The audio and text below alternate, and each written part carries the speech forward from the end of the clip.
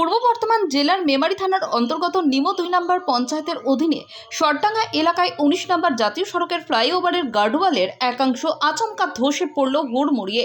চাঞ্চল্য ছড়িয়ে পড়েছে এলাকায়।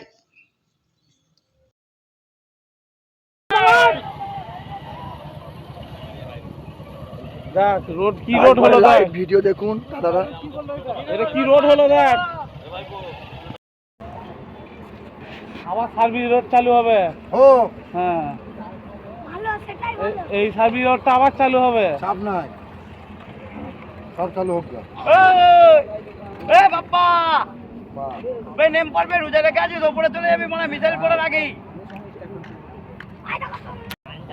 একটু আটকে আছে না সব চালটা দিয়ে টেনে রেখেছে তো। সবাই ছড়ায়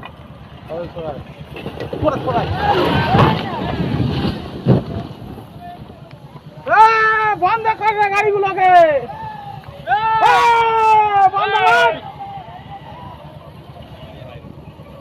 দেখ রোড কি রোড হলো, দেখ ভিডিও দেখুন দাদা। এটা কি রোড হলো, দেখ